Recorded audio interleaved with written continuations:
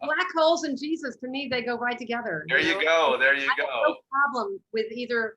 I mean, the wonder, it gets back to wonder too, like the wonder.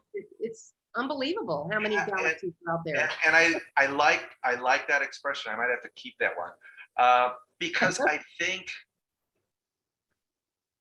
unfortunately, I would say our modern society's become very brittle. Yes.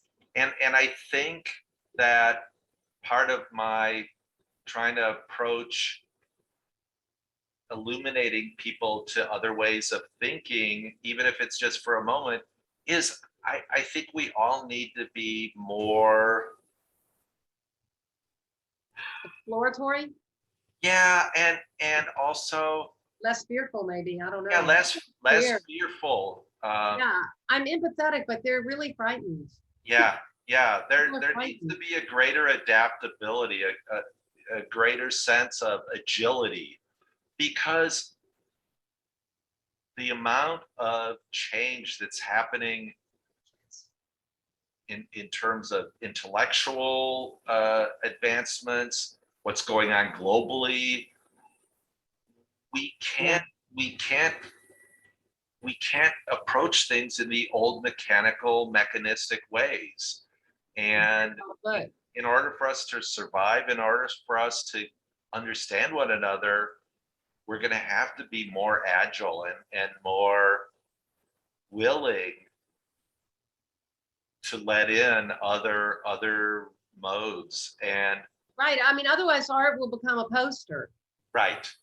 It will be a poster. Yeah. Even the Lincoln show I'm doing, I call my drawings poems and the Diamondscapes novels. They're bigger pieces, but the Yes. little ones are just little digital drawings that can't be done, that speak to now through digital. But even these pieces I did recently of Abraham Lincoln that came popping out of me during a time in our country where the hatred and enmity was really incredible, and there was no room for debate, it seemed. Right. But these pieces, one thing I said in my talk about, and I'm bringing this up so I think it's relevant to what you're saying, is in the talk I gave about the Lincoln show and the series that I call My Affair with Abraham Lincoln, is that I looked at one photo of him and I did just multiple drawings of one person whose steadfastness and resolution and suffering, and he did bad things too. He was not I mean, he was a great guy, but he was a product of his times,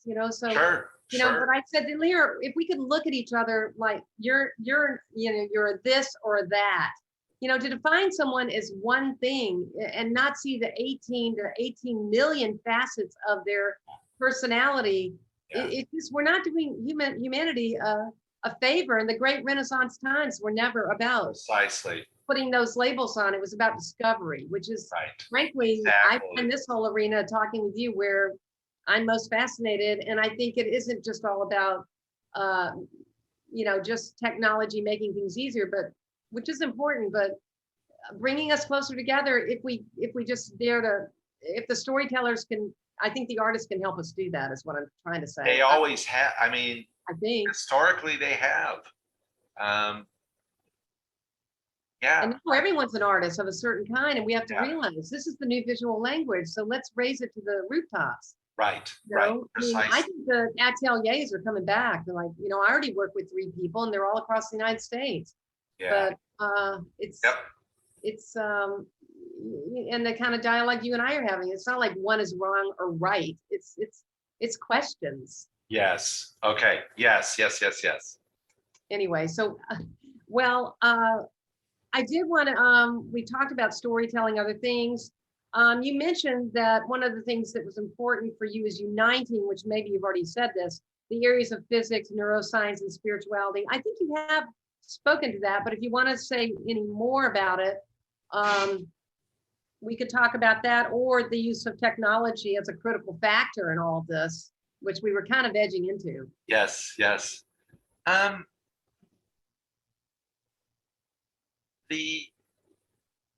I think I've hit a good portion of this in terms of uniting these areas. It's the central core of my exhibit, and it's kind of a central core of me as a person and as an artist as well.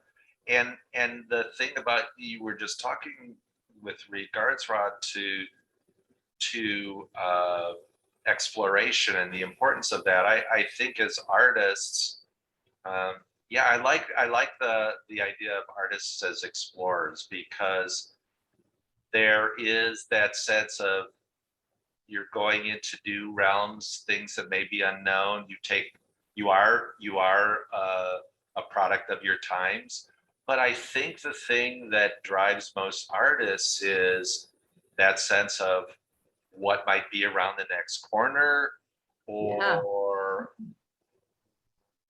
like, there's got to be a better way to do things, or I don't know. There's just that sense of knowing that there's something inside of you driving to create, because it doesn't already exist in the world.